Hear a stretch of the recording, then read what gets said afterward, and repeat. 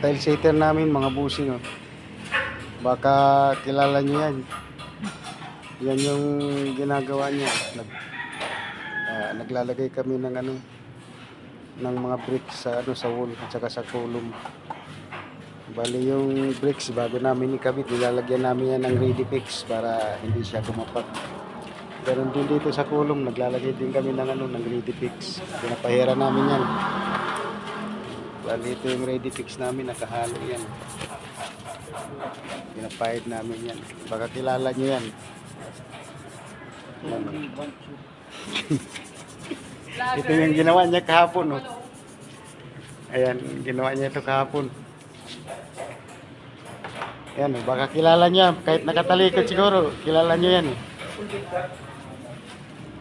Ayan, oh, tinututbrasan niya yung ano, yung mga bricks kasi ewan ko kung bakit sinisipilyohan niya yan.